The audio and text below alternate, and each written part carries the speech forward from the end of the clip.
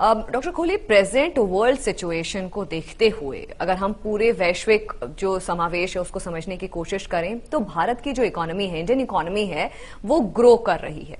ऐसे में प्रॉपर्टी में इन्वेस्ट करना कितना बड़ा पोटेंशियल है उन तमाम लोगों के लिए जो अपना पैसा निवेश कर रहे हैं इस सेक्टर में? देखिए स्मृति, जैसा मैंने शुरू में जिक्र किया था कि पिछले कई सालों से प्रॉपर्टी मार्केट प्रेशर में रही और कोविड के बाद से बड़ी हैरानगी की बात थी कि कोविड के बाद जब लोग उम्मीद उल्टा कर रहे थे तो प्रॉपर्टी मार्केट में एकदम तेजी आ गई और इसने रफ्तार पकड़ी और जो अच्छी पॉकेट्स हैं, मतलब जो अच्छे लोकेशंस हैं,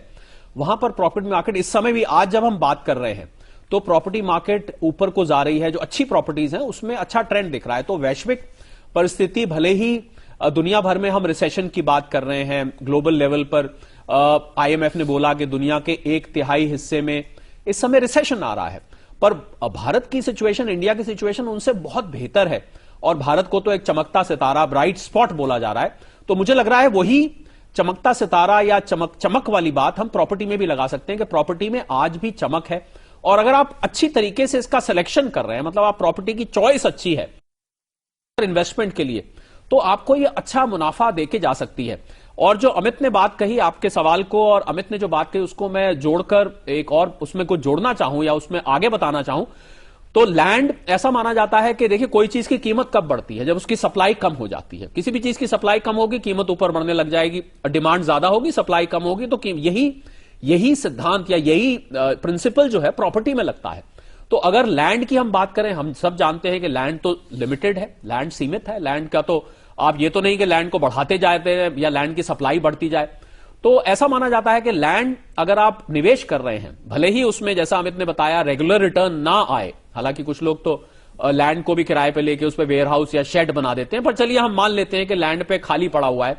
उसमें कैपिटल एप्रिसिएशन ज्यादा देखी जाती है। और इसके बाद फिर हम कमर्शियल प्रॉपर्टी की बात करें तो ऐसा कुछ ट्रेंड पीछे देखा गया है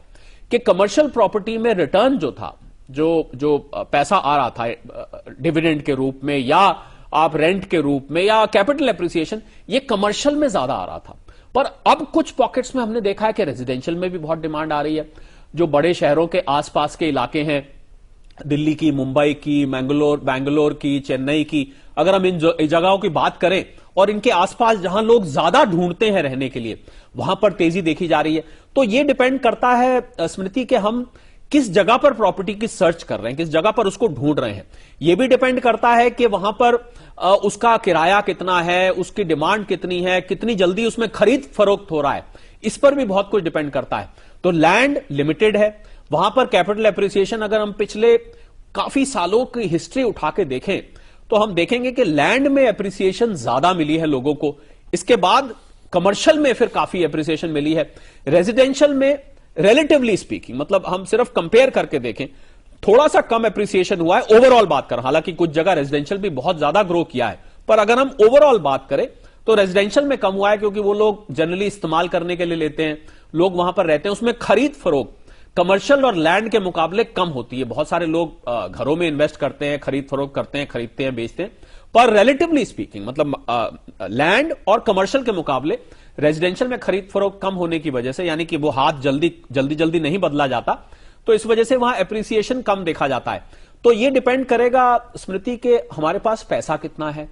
और हम कितना उस पर लोन लेना चाहते हैं, हम लोकेशन क्या चाहते हैं, हम कितने पीरियड के लिए चाहते हैं। ऐसा भी देखा गया कि लैंड की जो इन्वेस्टमेंट थी उसको जब लिक्विडेट किया गया, जब बेचने के लिए ग्राहक ढूंढा गया तो वो जल्दी मिल गया, कमर्शियल के लिए ढूंढा गया, जल्दी मिल गया। पर मुझे एक शख्स मिले जिनका मकान था एक किसी दूर दराज के इलाके में, मुझे उन्होंने बताया साहब मैं पिछले 5 सालों से इसका ग्राहक ढूंढ रहा हूं, मुझे ग्राहक ही नहीं मिल रहा, कोई लेने वाला, या तो मैं कीमत को तोड़ दूं ज्यादा, वो भी वो नहीं करना चाहते थे।